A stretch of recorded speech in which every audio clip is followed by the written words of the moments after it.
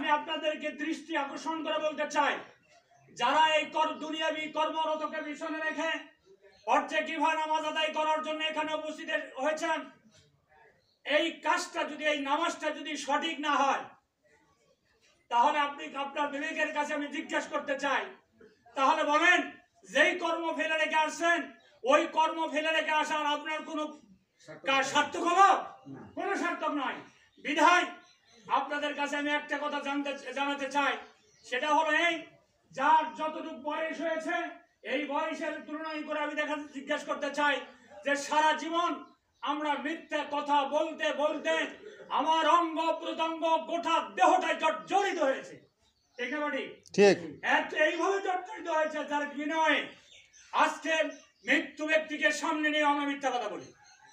ঠিক না বাড়ি? আমার আবেদন এটাই যে আপনাদের অনুরোধ করতে চাই, রিকোয়েস্ট করতে চাই, আপনার যে জীবনে যা করেছেন অন্তত মাইয়াতকে সামনে নিয়ে আপনার জীবনে আর যতদিন পর্যন্ত আল্লাহ সুবহানাহু ওয়া তাআলা আপনাকে দুনিয়ার আসমান জমিনের মাঝখানে রেখেছেন, ততদিন পর্যন্ত এই মিথ্যা কথা যেন বলা না লাগে। তাহলে এই মিথ্যা কথা থেকে বিরত থাকতে হলে কি করতে হবে? যেই জানাজা করতে আসেন, এই জানাজায় যেন আমরা মিথ্যা কথা দিয়ে ফাঁকি না দেই। তাহলে শিখার প্রয়োজন আছে কিনা বলেন? আছে। শিখার প্রয়োজন আছে কি? শিখা শেষ আছে? শিখা শেষ নাই। আপনি যতদিন পর্যন্ত দুনিয়ায় বেঁচে থাকবেন ততদিন পর্যন্ত মৃত্যু আগ পর্যন্ত শিখার শেষ নাই। কিছু সংখ্যক মুরব্বিয়ান আছেন, এরা মনে মনে চিন্তা করে আমি নামাজ পড়ি 5 ওয়াক্ত, কিন্তু এগুলোতে কিছু জানি, কার কাছে জানবার চাই? কাউকে যদি জিজ্ঞেস করি এর দিনটা কি ছোট হওয়া যায়, এরকম মনের একটা ধারণা লাগে।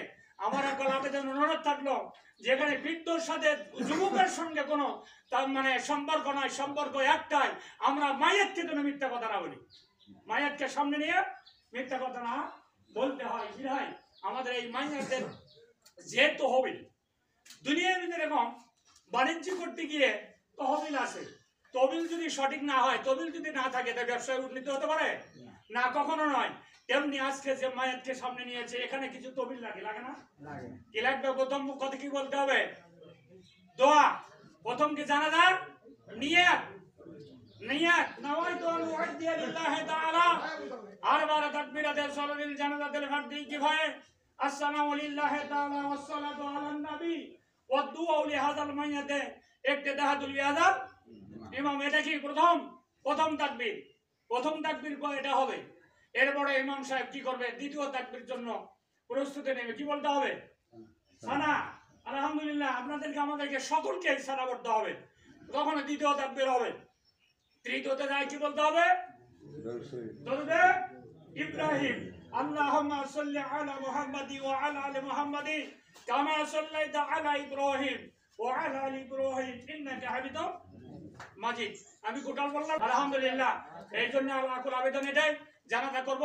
তাহলে চতুর্থ তাকবীর আল্লাহুম্মা গফির লি হাইয়িনা ওয়া মাইয়িতিনা ওয়া শাহিদিনা ওয়া গায়িবিনা ওয়া সাকিনিনা ওয়া কাবীরিনা ওয়া যাকারিনা। এটা হবে চতুর্থ তাকবীর। এই চতুর্থ তাকবীর পড়ার পরে ইমাম সাহেব ডান দিকে সালাম দিবেন, আমরাও সালাম দেব। আমার এখন আবেদন থেকে গেল এটাই যে আমরা হাত ছেড়ে দেওয়ার সঙ্গে কেউ হাত ছেড়ে দেব না। কেননা এটা নামাজের নিয়ত পেয়েছি, যাই নামাজে দোয়া পড়েছি, সানা পড়েছি, সবকিছু পড়েছি। বিধায় এইটা একটা নামাজ, যতক্ষণ পর্যন্ত শেষ না হয়েছে ততক্ষণ পর্যন্ত সানা হাত ছেড়ে দেব না। ওইদিকে হাত ছেড়ে দিয়ে একই নিয়মে আলহামদুলিল্লাহ আপনাদের সকলকে জানাজা করার মতো তৌফিক দান করুন। ওয়া মা আলাইনা আল বালাগ ওয়া আখিরু দাওয়ানা রাব্বিল আলামিন।